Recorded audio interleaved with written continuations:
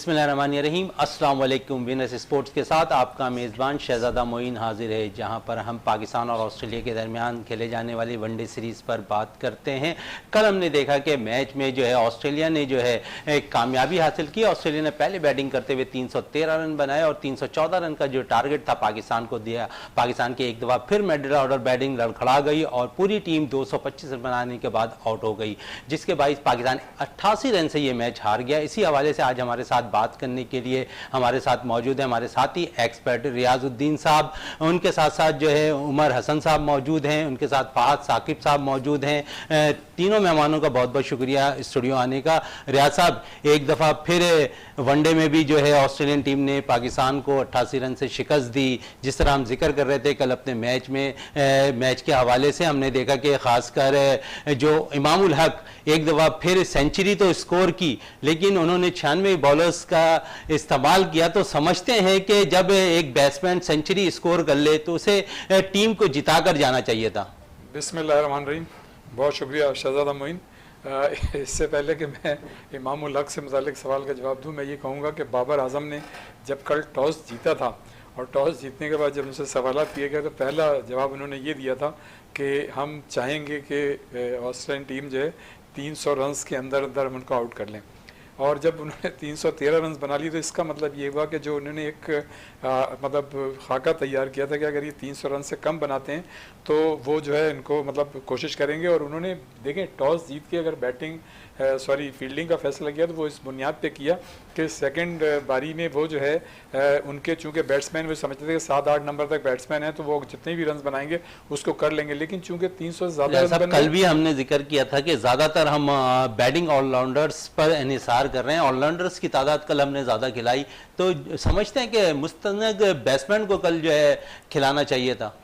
देखें, आप यकीनन आपकी बात सही है कि मुस्तनद बैट्समैन को खिलाना चाहिए था, लेकिन आप जिसको भी खिला दें, हमारी टीम की परफॉर्मेंस जैसा कि हम हमेशा से जिक्र करते आए हैं कि अनप्रेडिक्टेबल रही है हमेशा से और उसमें कंसिस्टेंसी कहीं भी नहीं है। और ये जो मेन फैक्टर है ये बेस करता है आपकी मेंटल टफनेस लेवल पे, इसलिए कि हमारे खिलाड़ियों का मेंटल टफनेस लेवल वो नहीं है जो इंटरनेशनल क्रिकेट में जिस म्यार की ज़रूरत है। और दूसरी वजह यह कि हमारा फिजिकल फिटनेस का म्यार भी वो नहीं है जो इस वक्त इंटरनेशनल रिक्वायरमेंट है। तो मतलब ये कि हम इंडिविजुअल उसमें तो जाते हैं। अब जैसे इमामुल हक का आपने जिक्र किया और कई दिनों से हम इमामुल हक का जिक्र कर रहे हैं कि उन्होंने जो 100 रन बनाए वो 92 गेंदों में बनाए। अगर हम कंपैरिजन करें साथ में जो बैट्समैन थे ट्रेविस हेड का, तो उन्होंने जो 100 रन बनाए वो 70 गेंदों पे बनाए। तो इससे आप अंदाज़ा लगा सकते हैं कि हम जो है मतलब जो कंडीशन होती है, जो सिचुएशन होती है, उसको सही तरह से हैंडल कर ही नहीं सकते। या तो हम विकटें गंवाने देते हैं, या अगर विकटें नहीं हम गंवाते तो शुरू में हम इतने मतलब कम रन से स्टार्ट करते हैं, हमारा स्ट्राइक रेट इतना कम होता है कि जो बाद में आने वाले बैट्समैन हैं वो अंडर प्रेशर हो जाते हैं। अब आप कल ये देखें कि बाबर आजम ने एक बहुत बड़ा कारनामा अंजाम दिया कि उन्होंने जब 15 रन बनाए तो वो एशिया के पहले तेज तरीन 4000 रन बनाने वाले खिलाड़ी हो गए। 82वीं मतलब उन्होंने टेस्ट में ये मतलब रिकॉर्ड कायम किया, जबकि हाशिम आमला ने जो है 81वें टेस्ट में मतलब ये कि वो दुनिया के नंबर 1 बैट्समैन हैं जिन्होंने सबसे पहले 4000 रन तेज तरीन रन बनाए थे, हाशिम आमला जनूबी अफ्रीका के। तो मतलब हम लोग जो है अपने रिकॉर्ड के लिए खेलते हैं। अब जो आपने बात की इमामुल हक की, तो इमामुल हक जिस तरह से रन्स बनाते चले आए थे और बीच में मतलब कि वो एक ड्रॉबैक हुआ कि वो कतई रन्स नहीं बना सके, तो ये मतलब नो डाउट कि उन्होंने कल भी रन्स बनाए, लेकिन अगर आपका स्ट्राइक रेट इतना कम होगा और वो भी वनडे मैच में, तो वो मेरे ख्याल से मैच नहीं करता आपकी करंट क्रिकेट को। और उसका नतीजा यही हुआ कि जैसा आपने खुद कहा कि वो मैच को जिताने में कामयाब नहीं सके। और जब इन्होंने इतने अच्छे रन्स बनाए थे, सेंचुरी की थी, इसका मतलब ये कि वो काफ़ी कॉन्फिडेंट थे, कॉन्फिडेंस के साथ खेल रहे थे। तो एक ऐसा खिलाड़ी जब इतना कॉन्फिडेंस हासिल कर लेता है और वो 100 रन बना लेता है तो फिर उसको कम से कम मजीद जिम्मेदारी का मुजाहरा करना चाहिए। गो के मतलब हमारा मकसद यही नहीं कि जो रन बना रहा है उसी पे आप सारा मतलब बोझ डाल दें, ये भी नहीं है, लेकिन कम से कम ये इमामुल हक जितने मतलब कि मैचेस खेल चुके हैं, जो उनकी एक्सपीरियंस है, जो उनका एक्सपोजर है, उनको कम से कम इस मकाम पे आके अपनी जिम्मेदारी महसूस करके इस इनिंग्स को आगे लेके जानी चाहिए थी। लेकिन इससे कहने का मकसद ये नहीं है कि दूसरे बैटर जो हैं वो बरी जिम्मा हो गए। ये देखें ऐसे चांसेस बड़े कम आते हैं। आप जैसा कि हमने कल पहले जिक्र किया था, 104 मैचेस वनडे पाकिस्तान और ऑस्ट्रेलिया के दरमियान अब तक हो चुके हैं। 68 मैचेस ऑस्ट्रेलिया ने जीते हैं मजमूई तौर पे और 32 हमने जीते हैं। तो इसका मतलब है जो हम कंपैरिजन कर रहे हैं तो इसका मतलब है उनको एज हासिल है। लेकिन अगर पाकिस्तान में ऑस्ट्रेलिया की टीम आके खेली तो 11 मैचेस हुए हैं वनडे, जिसमें 6 हमने जीते हैं और 4 उन्होंने जीते हैं। इसका मतलब ये कि हमें अपनी होम ग्राउंड, होम कंडीशन पर जो जिम्मेदारी का मुजाहरा जो हमने पहले किया था उसी जिम्मेदारी का मुजाहरा अब इस वक्त जो है लेटेस्ट जो है 12-5 हो गया। ये तो इस सीरीज से पहले का मैंने आपको रिकॉर्ड बनाया। तो मैं ये समझता हूँ कि ये ऐसी चीज़ें हैं कि इसको मतलब देखना चाहिए, इन्हें खुद कंट्रोल करना चाहिए। और मैं तो ये कहता हूँ कि हमें अभी भी, और मैं तो कहता हूँ हर मैच से पहले, हर मैच के दरमियान, हर मैच के बाद हमें एक साइकेट्रिस्ट जो है ना वो रखना होगा जो मुस्तकिल इनकी काउंसलिंग करता रहे। देखें आज का दौर जो है ना, जो आज की क्रिकेट है वो 80 और 90 की दहाई की क्रिकेट नहीं है। क्रिकेट अब बहुत चेंज हो गई है। खुद क्रिकेटर्स की जो मतलब उनको अपनी वेरिएशन पैदा करनी चाहिए, अपनी जो क्वालिटी है क्रिकेट के म्यार को बेहतर करना चाहिए। फिर शायकीन भी अब 80 और 90 की दहाई की क्रिकेट नहीं देखना चाहते। कल आपने देखा कि ग्राउंड जो है वो फुल होना चाहिए था, ये कम से कम 75% मतलब ये कि लोग होने चाहिए थे, परसेंट लोग होने चाहिए थे। लेकिन आप देखें कि मेरे ख्याल से 45 से 50% वहाँ पे लोग मौजूद थे। तो इसका मतलब ये है कि शायकीन जो है वो भी आपकी जो है परफॉर्मेंस से नाला नजर आते हैं। वरना ऑस्ट्रेलियन जैसी टीम एक जमाने में जब यहाँ आया करती थी, गो कि इसमें कोई शक नहीं है कि इंडिया और पाकिस्तान के मैच में स्टेडियम भरे होते हैं, लेकिन ऑस्ट्रेलिया की वो टीम है, अगर आप माजी में चले जाएं तो स्टेडियम भरे हुआ करते थे ऑस्ट्रेलियन प्लेयर्स के मैचेस को देखने के लिए। तो आप ये देखें कि हम जो अपनी प्रोडक्ट है, जो हम 24 साल के बाद ऑस्ट्रेलियन जैसी टीम आई है, एक बड़ी टीम आई है और दुनिया भर में इसका हमारा PSL के बाद एक सॉफ्ट इमेज गया था और दुनिया की नजरें जो है पाकिस्तान क्रिकेट पे लगी हुई थी। पहले तो हमने अपनी प्रोडक्ट को गलत तरीके से मुतासिर किया, गलत विकटें बना के, डेड विकटें बना के, और अब हमने मतलब कि जो हमारी जो मुस्तकिल परफॉर्मेंस आ रही है, तो हम अपनी इस बेहतरीन प्रोडक्ट को जो ऑस्ट्रेलिया की टीम 24 साल के बाद आई है, उस प्रोडक्ट को हम दुनिया में सही तरीके से बेच नहीं पा रहे हैं। तो ये दुनिया में सही तरीके से बेच नहीं पा रहे हैं। उमर साहब कैसा देखा कल बाबर आजम ने जब टॉस जीता? समझते हैं कि पहले जो ऑस्ट्रेलियन टीम को बैटिंग करने की दावत है, खुद बैटिंग करते तो ज्यादा बेहतर होता, क्योंकि पाकिस्तानी टीम के अंदर ये एक रिवायत कायम हो गई है कि बहुत जल्दी विकटें जो है अपनी लूज कर जाते हैं कम रन पर। तो समझते हैं कल बैटिंग करनी चाहिए थी पाकिस्तानी टीम को? देखें ओवरऑल जो बॉडी लैंग्वेज मुझे नज़र आया, फिर दूसरी चीज़ ये कि जिस लेवल की टीम इस वक्त ऑस्ट्रेलिया की आई हुई है, इस वक्त ऑस्ट्रेलिया की टीम भी वो अपनी फुल पोटेंशियल पे नहीं है। 4-5 बिल्कुल नए लोग वो लोगों को वो लेकर आए। बाबर आजम खुद कह रहे थे कि ये टीम उनकी B क्लास टीम है, लेकिन उससे भी हम हारते हुए नजर आ रहे हैं। एग्जैक्टली उस टीम के साथ ये परफॉर्मेंस जो है ना, ये बहुत ही बड़ा क्वेश्चन मार्क है। और ये जो अनकंसिस्टेंसी है, ये डिपेक्ट करता है आपका मेंटल और फिजिकल लेवल। जब बहुत ही सही बात रियाज साहब कर रहे थे इस वक्त कि जिस वक्त मेंटली आप स्ट्रांग नहीं होते, जब आप प्रेशर ले रहे होते हैं और सिर्फ पास परफॉर्मेंसेस की वजह से माइट भी वो प्रेशर ले रहे होते हैं, तो फिर और सिर्फ जो डिपेंड कर रहे होंगे वो आप अपने नेचुरल टैलेंट पे कर रहे होंगे और प्लेयर्स को वैसे ट्रेन नहीं किया जा रहा होगा, कोच नहीं किया जा रहा होगा, तो फिर वही कुछ होगा जो कल हमें देखने को मिला।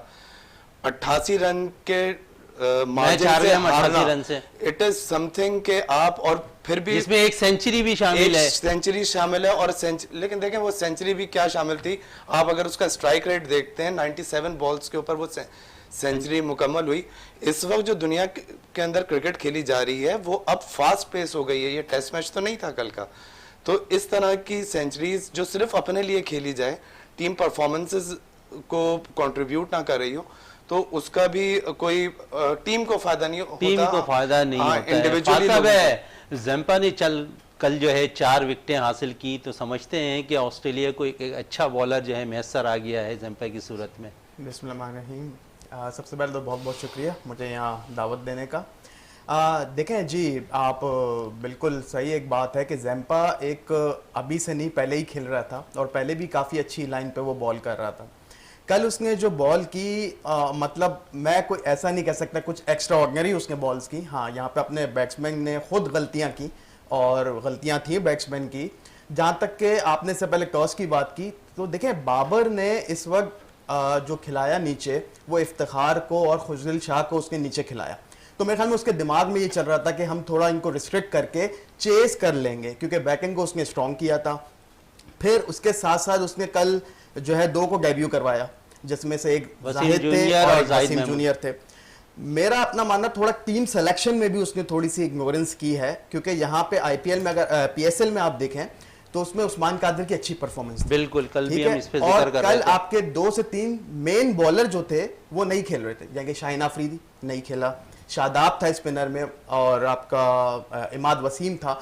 इनकी गैर मौजूदगी में मेरा ये ख्याल है इसको उस्मान कादिर के साथ जाना चाहिए था रादर देन जाहिद, सही। और इसके साथ साथ जो अब्दुल्ला शफीक हैं, फिर कल सऊद शकील की एक शॉकिंग मेरे लिए जो है एक सिलेक्शन थी, क्योंकि आपने 2 लेफ्ट आर्म नीचे, एक आपने उस पे खुजदिल को भी रखा हुआ है लेफ्ट आर्म, इससे अच्छा आपका हसन ये जो हैदर अली थे वो आपके पास स्क्वाड में शामिल थे।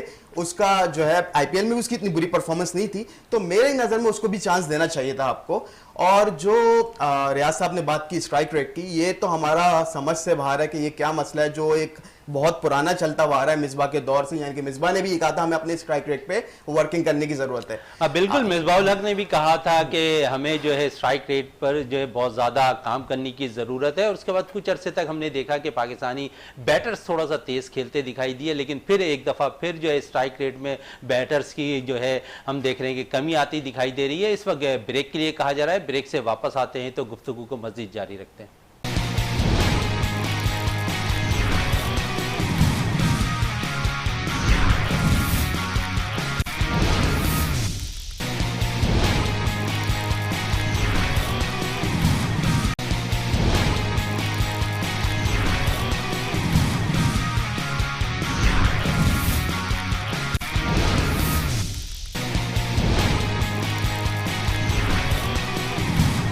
वक्फे से पहले बात हो रही थी स्ट्राइक रेट के हवाले से कि पाकिस्तानी बैटर्स जो है स्ट्राइक रेट पर तवज्जो नहीं देते हैं। हमने देखे खासकर जो टेस्ट मैचेस हुए हैं, अगर उसमें भी अगर पाकिस्तानी बैटर्स उम्दा कारकर्दगी का मुजाहरा करते, स्ट्राइक रेट को तेज़ रखते, तो यकीनन पाकिस्तान कराची का जो टेस्ट मैच था वो भी जीतने में कामयाब होता और उसके साथ साथ लाहौर का टेस्ट मैच भी जीतने में कामयाब होता। लेकिन ऐसा होता हुआ दिखाई नहीं दिया और ऑस्ट्रेलियन टीम ने लाहौर में पाकिस्तान को शिकस्त देकर टेस्ट सीरीज में कामयाबी हासिल की। और वनडे के पहले जो 3 वनडे मैचेस खेले जाने, उसका पहला मैच हो चुका है और जिसमें जो है 88 रन से पहले वनडे में जो है ऑस्ट्रेलिया ने कामयाबी हासिल की हुई है।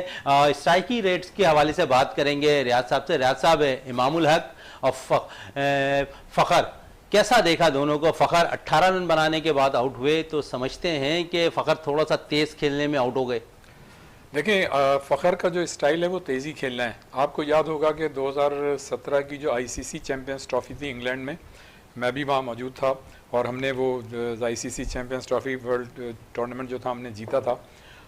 तो वहाँ पे उनकी मैं ये समझता हूँ कि आउटस्टैंडिंग परफॉर्मेंस थी और वो अपनी पीक पे थे फ़खर जमान, जो इंडिया के ख़िलाफ़ उन्होंने इनिंग्स खेली थी। मैं ये समझता हूँ कि उसके बाद से बतदरीज अगर हम उनकी परफॉर्मेंस का जायज़ा लें तो वो परफॉर्मेंस उनकी नहीं आ रही, लेकिन ऑन एंड ऑफ वो बेहतर परफॉर्मेंस का मुजाहरा करते रहे। लेकिन असल देखो शहजादा, मसला ये है कि जहाँ पर आपको रिक्वायरमेंट है अच्छी परफॉर्मेंस की, वहाँ अगर आप परफॉर्मेंस पेश नहीं करेंगे तो इसका मतलब ये कि आप जो है प्रोफेशनल प्लेयर नहीं है, आपकी अप्रोच जो है प्रोफेशनल नहीं है। एक अच्छा प्लेयर हमेशा जो स्कोर बोर्ड पे मतलब पूरी सिचुएशन आपके सामने होती है, कंडीशन सिचुएशन हर चीज़ आपके सामने होती है, आपको पता है कि आपके अगेंस्ट कौन कौन से बॉलर जो हैं वो इस वक्त मैदान में और किस तरह की गेंद करेंगे, किस एंड से करेंगे, आपको विकेटों का पता होता है। और आप मतलब ये कि वो खिलाड़ी हैं हमारे ज़्यादातर जिन्होंने 50-50, 60-60 मैचेस खेले हुए, ऐसा नहीं है कि नए खिलाड़ी हैं, लेकिन लगता ये कि हम अपने हवास जो हैं हमारे बाख्ता हो जाते हैं और हम कंट्रोल नहीं कर सकते हैं। आप ये देखें, मैक्डरमिट जो है वो कॉट बिहाइंड हो गया था और आप ये देखें ना विकेट कीपर को पता ना हमारे बॉलर को पता कि वो अपील करते, रिव्यू लेते। तो देखें, ज़रूरी ये नहीं है कि आप अच्छी गेंद करा रहे हैं या अच्छी बैटिंग कर रहे हैं, आपको जो इन्वायरमेंट होता है और जो आपके सराउंडिंग में जो चीज़ें हो रही होती हैं उस पर भी आपका फोकस होना चाहिए। अगर आप उस पर कंसंट्रेट नहीं करेंगे, फोकस नहीं करेंगे तो आपको तकलीफ होगी। चलो मैक्डरमिट तो 20 रन पे चांस मिला उनको, 25 रन पे वो आउट हो गए, लेकिन ये तो एक इत्तेफाक है 25 पे आउट हो गए। पता नहीं हमने कितने रिव्यू इस तरह के जो है वो नॉन प्रोफेशनल अप्रोच की वजह से ज़ाया किए होंगे और कितने रिव्यू हमने गलत लिए होंगे। तो इनका बड़ा मतलब इस पे चीज़ों को ये डिपेंड होती हैं। अब आप जो उनके थे ज़ैम्पा जो था उसका ये 65वां मैच था और 65वें मैच में मतलब है कि ये ऑस्ट्रेलिया के 18वें बॉलर हैं जिन्होंने 100 विकेटें जो है मुकम्मल कर ली हैं। इससे पहले मैग्रा और ब्रेटली मतलब ये कर रहे थे। अब हमें ये देखना चाहिए था कि अगर हमारे अगेंस्ट जिसने सबसे ज़्यादा विकेटें ली, हम उसी की बात करेंगे ना, ज़ेम्पा की, तो उसने मतलब जब वो देख रहे थे कि जिस तरह से बॉलिंग करा रहा था, तो उसके अगेंस्ट इनको भी तो अपनी हिकमत अमली रखनी चाहिए थी ना कि यार हम इसके अगेंस्ट जो है किस तरह से मतलब हम फ्रंट फुट पे जाना है, हमें जो है मतलब किस तरह से खेलना है। लेकिन हम जो है शहजादा, जो हम टेस्ट सीरीज के दौरान जो बात कर रहे थे ना, अभी हम उस हिसार से नहीं निकल सके। हम जो है इसके हिसारी से हम अब तक बाहर नहीं निकल चुके हैं, उसी तरह हम खेल रहे हैं क्रिकेट। खेल ही नहीं। उमर साहब, जिस तरह रियाज साहब कह रहे थे कि टेस्ट क्रिकेट के हिसार में अब तक हम घूमते हुए नजर आ रहे हैं, तो समझते हैं कि अब वक्त आ गया है कि थोड़ी सी जो है चेंजिंग और स्ट्राइक रेट जिस तरह बात हो रही है कि उस तरह लेकर चलना चाहिए। अब हमें बहुत ज़रूरी है कि ये जो पुरानी रिवायात हैं और ये जो जहन जो है वो मगलूब है, अब इससे निकला जाए।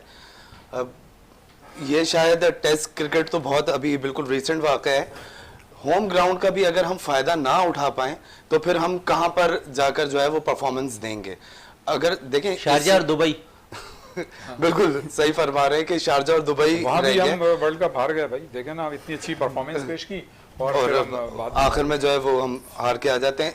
होम ग्राउंड के अंदर पिचेस अगर लोकल प्लेयर्स के हिसाब से ना तैयार की जाएं, जो शहर का रहने वाला प्लेयर है उसी को मैच के अंदर आप ना खिलाएं। बिल्कुल, आप उस्मान कादिर की बात कर रहे हैं, जिसमें सबसे ज्यादा उस्मान कादिर वहीं पर प्रैक्टिस करते हैं, अपने होम ग्राउंड पे खेलते हैं। यकीनन कल का एडवांटेज उन्हें पाकिस्तानी टीम को जरूर लेना चाहिए था, उस्मान कादिर को खिलाकर, बजाय इसके कि वो जाहिद महमूद को टीम में शामिल करते। थोड़ी सी बात आप फाज साहब सऊद शकील के हवाले से कर रहे थे और अब्दुल्ला शफीक के हवाले से, और फिर कल हमने देखा स्ट्राइक रेट की जिस तरह बात हो रही है, 132 गेंदें जो है ऑस्ट्रेलियन टीम ने डॉट खेली, लेकिन उसके बावजूद जो है 313 रन बोर्ड पर सजाने में कामयाब हुई। तो कितना बैटिंग स्ट्रॉन्ग समझते हैं इस वक्त जो बी क्लास टीम कही जा रही है ऑस्ट्रेलिया की? देखें, ऑस्ट्रेलिया के जहां सबने देखा कि ये जो उनकी एक इंटरनेशनल साइड जो ए टीम है, वो तो इसमें से जो है 5 और 6 तो नए लोग खेल रहे थे उसमें, और उसके बावजूद आप ये देखें कि जो एरन फिंच है वो काफ़ी दिनों बाद जो है वापस इंटरनेशनल क्रिकेट में, मेरे ख्याल में कोई इंजरी थी उनकी, मगर उसको जिस तरीके से लीड किया ट्रेविस हेड ने कि यहाँ जब 27 ओवर बोर्ड पे हुए थे उसके 100 हो चुके थे और वो फिर पवेलियन चला गया था, और वहां पे हमारे इमामुल हक, जब हमारा 39वां ओवर 40वां ओवर चल रहा था, इमाम जब तक खड़े हुए थे। अब वहां पे इमाम के खड़े होने का मकसद है कि एक ओपनर आया है और जो 40वें ओवर तक खेल रहा है तो उसको वहां पे फिनिश करना चाहिए था। इमाम की यहाँ पे एक, इमाम को भी मैं थोड़ा सा इसको ब्लेम दूंगा कि इतना ज्यादा खेलने के बाद भी वो पाकिस्तान को जितवा नहीं पाया, तो सेंचुरी उसकी किसी काम की नहीं रही। और बात करते हैं ऑस्ट्रेलिया की स्ट्राइक रेट, और आप पाकिस्तान की स्ट्राइक रेट देखें, पाकिस्तान की स्ट्राइक रेट में एक बंदा फखर जमान जो 100 की स्ट्राइक रेट से खेला, 18 बॉल पे 18 रन। उसके बाद आप नीचे देखें, बाबर 72 पे 59 करके गए, आपका जो 103 रन किए आपके इमाम ने, और 96 बॉल उसने खेली है। बाकी रिजवान मेरे ख्याल में 11 कुछ बॉलों पे 1-2 रन करके 10 रन करके गए। तो भारत इनको अब इस पे काम करना पड़ेगा। अब बहुत ज्यादा जो क्रिकेट है वो 90s की नहीं रही है, और हमारी अप्रोच अभी भी वही पुरानी चल रही है। जब तक हम जो है ये नई अप्रोच नहीं लाएंगे, अपनी जो स्ट्राइक रेट है उसको इंप्रूव नहीं करेंगे, जब तक हमारी क्रिकेट इस तरह से पीछे जाती रहेगी। और अब जैसे 2020 है, यहाँ तक कि अब एक लोकल लीग T10 भी जो है वो होए जा रही है 2-3 साल से पिछले, तो इस पे हमें अपनी जो लिमिटेड ओवर की क्रिकेट है उसमें स्ट्राइक रेट पे बहुत काम करने की जरूरत है। स्ट्राइक रेट पे काम करने, रियाज साहब जिस तरह मैं जिक्र कर रहा था फाज साहब से कि 132 बॉलें जो हैं डॉट खेली हैं ऑस्ट्रेलियन टीम ने, उसके बावजूद 313 रन स्कोर किए हैं, तो समझते हैं कि स्ट्राइक रेट तो ऑस्ट्रेलिया का बड़ा मजबूत है, हमसे ज़्यादा है। और फिर थोड़ी सी बात इफ्तिखार अहमद की, समझते हैं इफ्तिखार की जगह हैदर अली को अगर कल खिलाया जाता तो कुछ बेहतर होता? देखिए, मैं सबसे पहले स्ट्राइक रेट तो बड़ा ज़रूरी है, और मतलब इनको वो क्रिकेट खेलनी चाहिए जो इस वक्त डिमांड है। मैं कहता हूँ कि हमें इस वक्त जो सबसे ज़्यादा ज़रूरत है ना, वो मेंटल टफनेस लेवल को इम्प्रूव करने की ज़रूरत है। और हमें अभी जो फिज़िकल फिटनेस लेवल है हमारा, वो दुनियाई क्रिकेट का जो इंटरनेशनल मेयार है उससे बहुत कम है, और उसी की वजह से फिर आप ये देखेंगे जैसा बात हो रही है कि इमामुल हक ने 39वें ओवर तक खेलते रहे, लेकिन उनका स्ट्राइक रेट कुछ और था, और जो हेड जो खेला उसका स्ट्राइक रेट और था।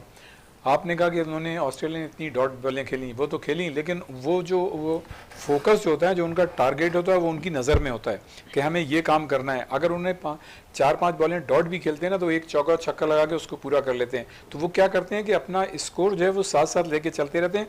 कैलकुलेशन मतलब उनकी बड़ी स्ट्रांग है, कैलकुलेट करते रहते हैं कि हमने कितनी बॉलें डॉट खेली हैं और हमें चौका या छक्का लगाना है। तो बिल्कुल वो जो है उसको मतलब कंट्रोल रख के और उसको मतलब कैलकुलेट करके और आगे चलते रहते हैं। लेकिन हमारे यहाँ ये है कि अगर हम इतने परेशान हो जाते हैं और इतने अंडर प्रेशर आ जाते हैं कि हमें ये होश ही नहीं होता कि यार हमने कितनी डॉट बॉलें खोल ली, और हमने मतलब हम कैलकुलेशन भूल जाते हैं यार। मतलब ये कि आज का दौर जो है वो तरक्की का दौर है, साइंस का दौर है, क्रिएटिविटी का दौर है। यार आप फोकस करो, देखो कि आप कर क्या रहे हो।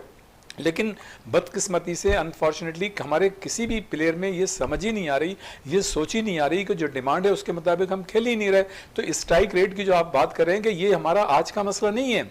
ये मुझे लगता है कि जब मिसबाह उल हक कप्तान थे तो वो जितनी मतलब स्लो क्रिकेट खेला करते थे, जितनी डिफेंसिव क्रिकेट खेला करते थे, असल तो इसमें कोई शक नहीं है कि उनकी क़यादत जो थी बड़े हमने मतलब मैचेस भी जीते, कारनामे भी अंजाम दिए। और ख़ुद मिसबाह उल हक मतलब ये कि as a person he is very nice man, no doubt. उनकी परफॉर्मेंस भी एक्स्ट्राऑर्डिनरी रही, लेकिन जो सोच उन्होंने हमारी क्रिकेट में मुतारिफ कराई ना, उसने हमारी क्रिकेट का जो है बेड़ा गर्क कर दिया। अब जितने भी कप्तान आ रहे हैं, जितने भी प्लेयर आ रहे हैं, वो ये कहते हैं कि यार बस बचाओ, अपने आप को बचाओ। मतलब जो इंडिविजुअल क्रिकेट खेल रहे हैं, कौमी मतलब क्रिकेट खेली जा रही है और इंडिविजुअल जो है बैटर जो है वो अपनी परफॉर्म करने की कोशिश करते हैं। टीम के लिए कोई नहीं सोच रहा, इसलिए जो है टीमें हारती हुई हमारी दिखाई दे रही हैं। इस वक्त ब्रेक के लिए कहा जा रहा है, ब्रेक से वापस आते हैं तो गुफ्तगू को मजीद जारी रखते हैं।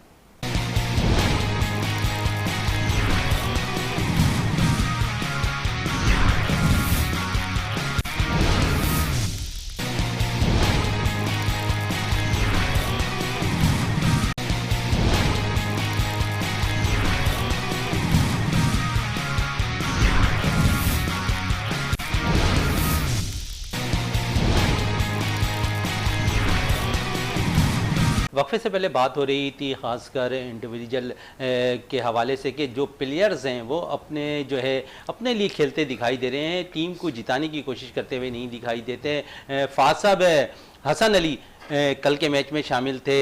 समझते हैं कि शाहीन शाह आफरीदी के बाद अगर कोई हमारा मेन बॉलर है तो हसन अली है। उन्हें अब तक परफॉर्म करते हुए दिखाई नहीं दे रहा, हालांकि इंजर्ड थे, इंजर्ड होने के बाद वापस आए टीम में। तो समझते हैं कि थोड़ा सा रेस्ट इन्हें भी कराया जाता, नौजवान नसीम शाह को चांस देते या शाहनवाज धानी आपके स्क्वाड में बैठे थे, शाहनवाज धानी को देते। जी बिल्कुल, आपका बात बिल्कुल पॉइंट सही है कि हसन अली को अगर आप पिछले कुछ सीरीज उठा के देखें तो हसन उस फॉर्म में नहीं है जिस फॉर्म का वो बॉलर है।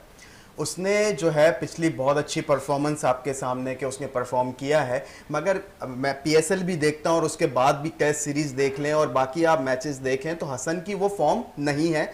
तो ये सोचने की बात है, यहाँ कोचेस भी हैं, आपके कैप्टन भी हैं, मैनेजमेंट तो बैठी हुई मैनेजमेंट है। तो ये एक देखने की मतलब एक फिक्र की बात है कि अगर आपका एक लड़का परफॉर्म नहीं कर रहा है तो आप उसको थोड़ा सा बिठा कर उससे बात की जाए, उसको थोड़ा रेस्ट दिया जाए। और उसके बाद आपके पास पीछे जो है बैकअप में शाहनवाज धानी जैसा बॉलर है जो बहुत अच्छी परफॉर्मेंस नई बॉल से सबसे अच्छी बॉल करता है वो, और पेस उसके पास अलग है, सही है। तो आपको शाहनवाज धानी को बिल्कुल चांस देना चाहिए था, क्योंकि अगर हसन की परफॉर्मेंस देखें तो वो पिछले उसमें इतनी परफॉर्मेंस नहीं है कि जो उसको मुसलसल खिलाए जा रहे हैं आप, तो उसको रेस्ट दिया जाए और कुछ नए जो आपके पास पीछे बैकअप है उसको आपको देखना चाहिए उस पे कि उनको इन किया जाए। क्या कहेंगे उमर भाई इनके हवाले से, हसन के हवाले से? बिल्कुल, अगर एक खिलाड़ी परफॉर्म नहीं कर पा रहा तो जरूरी नहीं है कि आप उसी को जो है वो ड्रैग करते रहें, उसके ऊपर काम करने की ज़रूरत है। कोचेस बैठे हैं उसके साथ, कैप्टन बैठे, मैनेजमेंट बैठे, उसके अगर कोई मेंटल फिजिकल इश्यूज हैं तो उनको रिजॉल्व किया जाए, उसको रेस्ट देके दूसरे लोगों को चांस दिया जाए। और फिर मैं वही बात करूंगा, नौजवान खिलाड़ियों को चांस देना चाहिए। रियाज साहब क्या समझते हैं, दूसरे वनडे में थोड़ा सा जो है 2-3 खिलाड़ियों को चेंजिंग करती दिखाई दे रहे? देखिए होपफुली मैं ये देख रहा हूँ कि अगर शाहीन शाह अफरीदी फिट हो जाते हैं, क्योंकि उनके घुटने में जो चोट लगी थी ना वो काफ़ी सीरियस 90% अब तक वो फिट हो गए हैं, तो मोस्ट प्रोबेबिलिटी कि वो अब सेकंड उसमें आ जाएंगे। तो मतलब ये कि साइकोलॉजिकली भी हमारे जो कप्तान है और खिलाड़ी जो हैं वो ज़रा थोड़े कॉन्फिडेंस उनका बिल्डअप हो जाएगा, इसलिए कि शाहीन शाह अफरीदी को अब उन्होंने, असल में हमारी बदकिस्मती ये है कि हम किसी एक खिलाड़ी पे डिपेंड करने लगते हैं, और मतलब हमारा सिस्टम कुछ ऐसा चला आ रहा है कि हम एक दो खिलाड़ियों को टीम के अंदर ऑफिशियल भी इतना मतलब चढ़ा देते हैं, कर देते हैं। नो डाउट उनकी परफॉर्मेंस भी होती है, लेकिन हमने उनकी मतलब साइकी को इस तरह से लेके चलना चाहिए, कम से कम वो अपने आप को वो तो परफॉर्मेंस दे रहे हैं, लेकिन हमें उसका असर जो है दूसरे खिलाड़ियों पे पड़ता है। अगर आप किसी एक खिलाड़ी को बहुत ज्यादा वो कर देते हैं तो टेस्ट मैच में हमने देखा जिस तरह शाहीन शाह अफरीदी आउट कर रहे थे, फिर नसीम शाह को बड़ा हौसला मिला, उन्होंने फिर विकेटें हासिल की, तो समझते हैं बड़ा सपोर्ट हो जाता थोड़े से जूनियर्स को भी। बिल्कुल, देखें अब जैसे अभी बात की थी कि नसीम शाह को इसमें होना चाहिए, बिल्कुल होना चाहिए, लेकिन इन्होंने डर और खौफ की वजह से कि यार हसन अली जो है परफॉर्म करे नहीं करे, लेकिन एक सीनियर है तो कम से कम उसको टीम में होना चाहिए।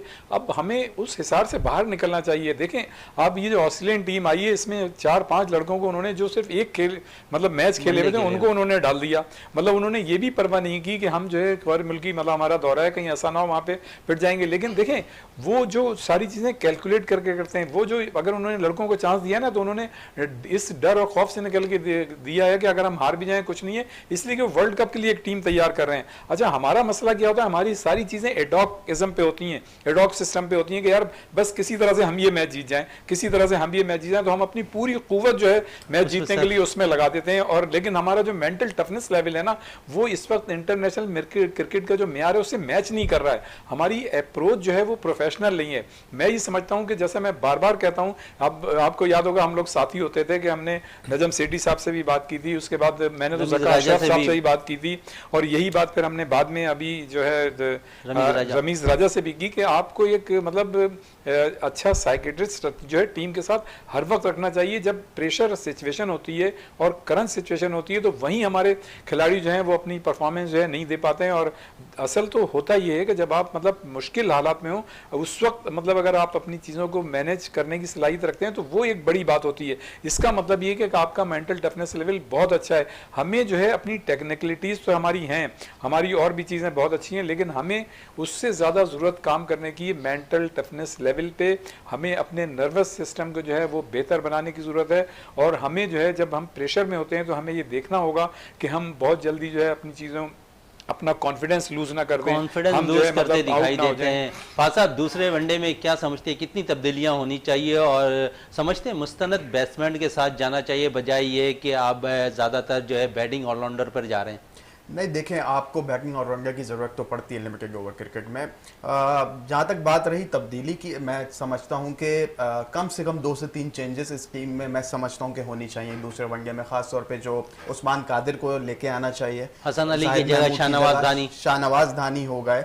अगर शाहीन आफरीदी फिट होते हैं तो फिर वो दूसरा मसला शुरू है, वो फिर दूसरी वो है, मगर शाहनवाज धानी को इन करना चाहिए, उस्मान कादिर को इन करना चाहिए। और मेरी नज़र में अभी क्योंकि पीएसएल में परफॉर्मेंस देता हुआ रहा है हैदर अली, तो हैदर अली को भी जो है चांस मिलना चाहिए दूसरे। अच्छा, जिस तरह आप समझते हैं कि T20 में बाबर और रिजवान ओपनिंग करते हैं तो इसमें भी रद्द-बदल कर सकते हैं, वनडे में भी समझते हैं कि बाबर या तो वन डाउन की जगह जो है ओपन कर लें, फ़खर जमान वन डाउन पे आ जाएं, समझते हैं ऐसा हो? देखें फिर वही बात आ गई कि अगर इस तरीके से हो तो फिर आपके ओपनर्स कहाँ जाएंगे। अगर आप देखें आपका फ़खर जमान एक ओपनिंग बैट्समैन है जिसको आपने T20 क्रिकेट में भी वन डाउन पे लेके आ गए, तो असल में वन डाउन आने के बाद उसका भी कॉन्फिडेंस शेक हुआ। उसने अपने बल्कि बयान में भी बोला था कि मैं जो हूँ ओपनिंग प्लेयर हूँ और ओपनिंग पोजीशन पे खेलना चाहता हूँ। अब रिजवान का जहां तक ताल्लुक है, रिजवान जो है वो जब फील्ड क्लोज होती है, सर्कल में होती है पावर प्ले में, तो रिजवान थोड़े खेल लेता है, मतलब शॉट्स भी अपने लगा लेता है, स्कोर भी थोड़ा कर देता है। और जैसे ही आप देखें कि वो फैलती है, जब पावर प्ले खत्म होता है तो रिजवान जो है वो पावर हिटिंग कर नहीं पाता जो दूसरे आपके ओपनर्स करते हैं। तो और वनडे में मैं नहीं समझता कि रिजवान को जो है उसकी ओपनिंग में जगह बनती है। वो जिस नंबर पे खेल रहा है या तो वो है या उसकी जगह बनती नहीं। सर हैदर अली भी तो ओपन कर रहे होते हैं। सर ये तो हमारे मुल्क का मामला है कि हम जो है जब रिजवान भी शुरू में आए थे तो 7-8वें नंबर पे थे और जब वो परफॉर्मेंस ना दे तो वो छठे नंबर पे भी बैटिंग कर रहे होते अगर हैं शुएब पीएसएल के मलिक का अंदर। पहला मैच देखें आपका डेब्यू तो वो 11वें नंबर पे खेले थे और उसके बाद उसे इंप्रूव किया शुएब मलिक ने, ऐसी बात नहीं है, और उसने ओपनिंग भी की है फिर। मगर यहाँ पे बात हो रही है कि अगर आप रिजवान को या बाबर को आप ओपनर लाते हैं तो यहाँ आपको इमाम ने अभी पिछले मैच में 100 की हैं, तो आपको एक ओपनिंग जोड़ी को बिठाना इमाम तो पड़ेगा। तीनों मैच खेल जाएंगे, जिस तरह की परफॉर्मेंस है इमाम की तीनों मैच खेलेंगे और उसके बाद नेक्स्ट दौरे के लिए भी दस्तयाब होंगे इमामुल हक लाजमी। उमर साहब क्या कहेंगे इमामुल हक के हवाले से कि 3 वनडे तो उनके पक्के हो गए, चाहे वो रन करें दूसरे में या तीसरे में, और उसके बाद टूर अगला जो है पाकिस्तान का, उसके लिए भी सिलेक्शन जो है परफेक्ट है इमामुल हक की। मेरा ख्याल है कि अगर वो इसमें रन्स नहीं भी करते तब भी जो है वो उनकी सिलेक्शन भी पक्की थी और उनका अगला दौरा भी पक्का था। अगला दौरा भी पक्का। इमामुल हक के हवाले से क्या कहेंगे रियाज साहब? देखिए हम बहुत ज्यादा इमामुल हक की बात करते हैं, देखें हर प्लेयर पे मतलब बैड पैचेस आते हैं, लेकिन देखें बैक टू बैक वो सेंचुरी भी कर रहे हैं, मतलब लेकिन टीम को फायदा नहीं हो रहा ना सर। वही मैं कहने जा रहा था कि ये हमारे जितने भी प्लेयर्स हैं ना वो इंडिविजुअल परफॉर्मेंस को मतलब वो सिक्योर करते हैं। कभी भी हमारे जैसे अब इन्होंने इतने रन बनाए 39 ओवर तक खेले, 4-5 ओवर और खेल लेते तो शायद टीम के लिए फायदेमंद हो जाते, लेकिन क्या उनका अपना रिकॉर्ड तो बन गया लेकिन टीम का मजमूई रिकॉर्ड जो है वो खराब हो गया, आप जो है मैच हार गए। और आप यार अपने मतलब है कि जो home ground, home crowd, home condition में तो टीमें मैचेस जीता करती हैं। आप अगर अपने सराउंडिंग में देखें बांग्लादेश, श्रीलंका, इंडिया, बांग्लादेश की टीम में रियाज साहब अपने होम ग्राउंड पर ऑस्ट्रेलिया जैसी टीम को 4-0 से हरा रही है। जी वही मैं कह रहा हूं कि देखें ना हमारे सराउंडिंग में देखें जनूबी एशिया में, तो आप देखें कि सारी मतलब टीमें जो है यहाँ से हार के जाती हैं, चाहे वो ऑस्ट्रेलिया हो, जनूबी अफ्रीका हो, इंग्लैंड हो, न्यूजीलैंड हो, लेकिन बदकिस्मती ये है कि हम अपने मुल्क में अपनी कंडीशंस में मतलब नहीं जीत पा रहे हैं। फिर ये कि आप ये देखें कि हम अपने हिसाब से हम विकेटें भी नहीं बना पा रहे हैं, तो ये एक जो बड़ा मतलब मसला आ रहा है ना, ये एक मतलब वो तो लाहौर की मतलब विकेट पे फैसला हो गया, तो ये हुआ कि कम से कम दुनिया एक क्रिकेट की जो नजरें हम पर लगी हुई थी और एक बड़ा जो दाग लगने वाला था दूसरी टीमों के हवाले से, तो वो बच गया, गो के ऑस्ट्रेलिया ही जीत गया।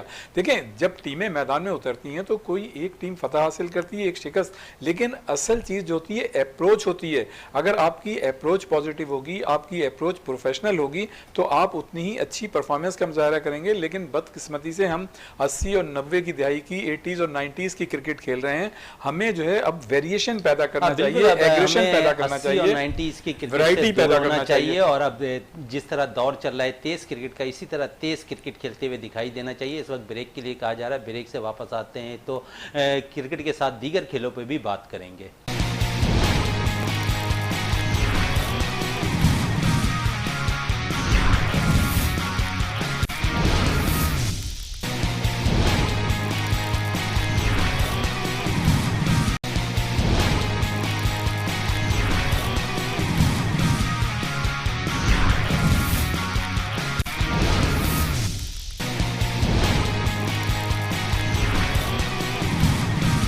वक्फे से पहले बात हो रही थी कि जिस तरह हम क्रिकेट पे बात करें दीगर खेलों पे भी बात करते हैं अपने शो में, तो कराची के जिना यूनिवर्सिटी में जो है स्पोर्ट्स गाला मुनक्किद हुआ और उसके अंदर जो हमने देखा सेल्फ डिफेंस के हवाले से भी वहाँ पर इवेंट हुआ जिसमें मुख्तलिफ कैटेगरीज़ के भी मुकाबले हुए। इस वक्त उमर हसन साहब भी मौजूद हैं हमारे साथ, उनसे बात करते हैं। उमर साहब, ख़ुद मुहाफिज बड़ा अहम किरदार अदा कर रहा है सेल्फ डिफेंस में, तो जिस तरह भी मुकाबले हुए जिना यूनिवर्सिटी के अंदर, समझते अच्छा साइन था ये?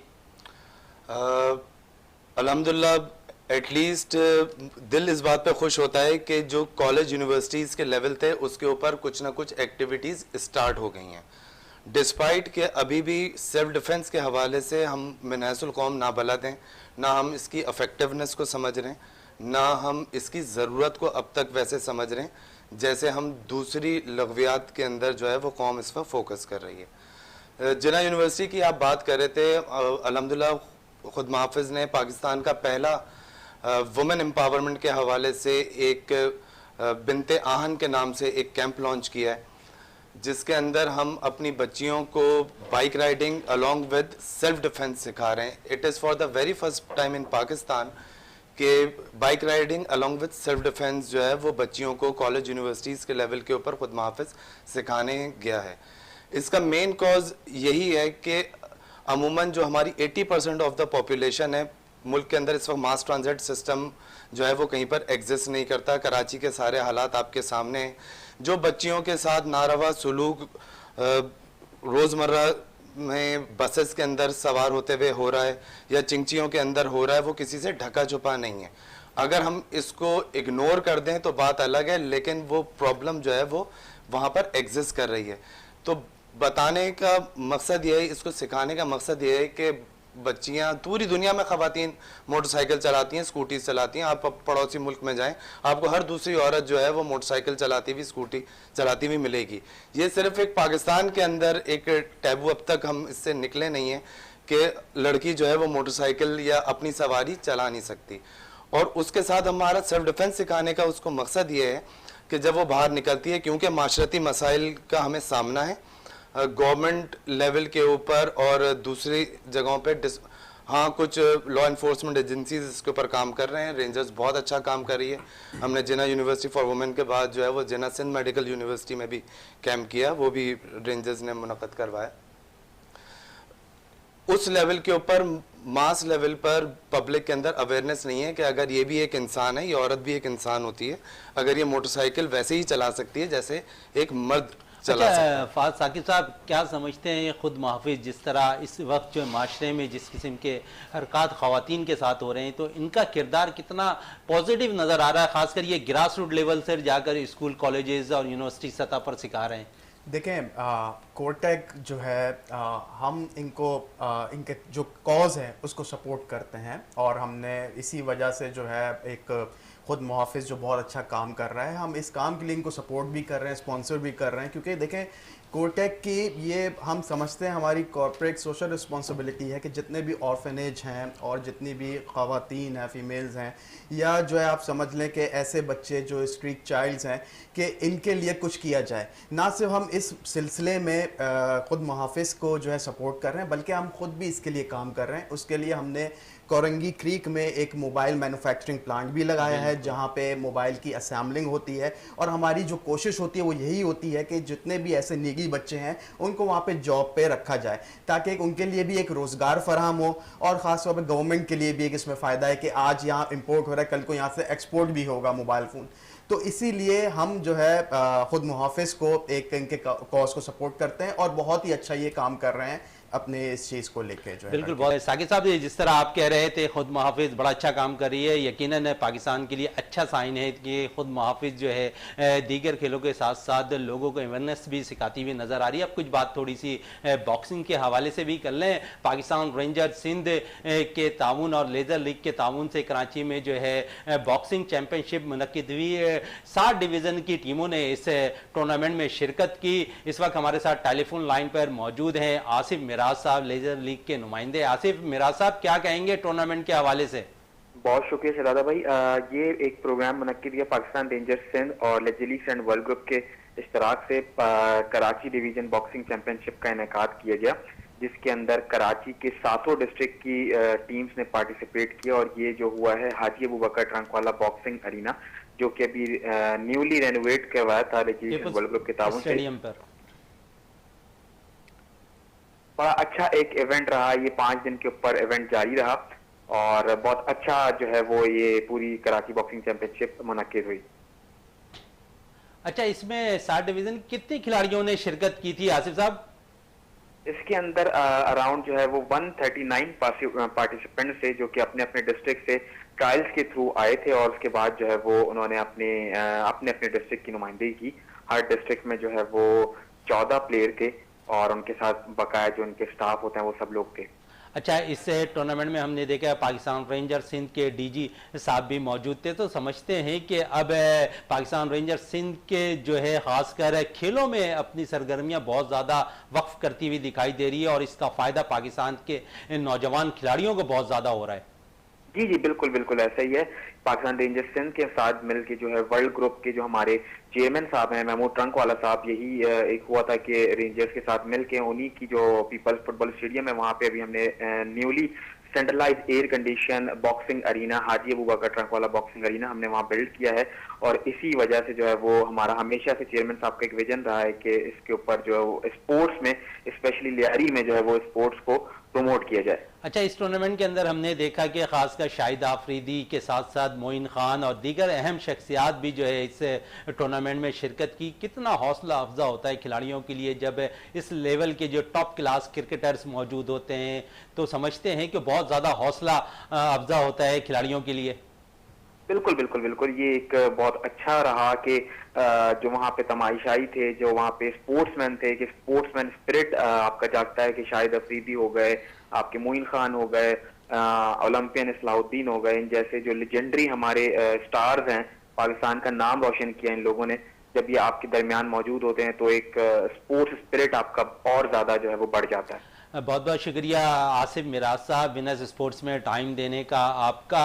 रियाज साहब, किस तरह देख रहे हैं रेंजर्स सिंध की जानिब से? अब देखते हैं कि कराची में जितने भी इवेंट, बल्कि पूरे पाकिस्तान में जितने भी इवेंट हो रहे हैं उसमें हम देख रहे हैं कि रेंजर्स सिंध जो है बहुत ज़्यादा अहम किरदार अदा कर रही है अपना।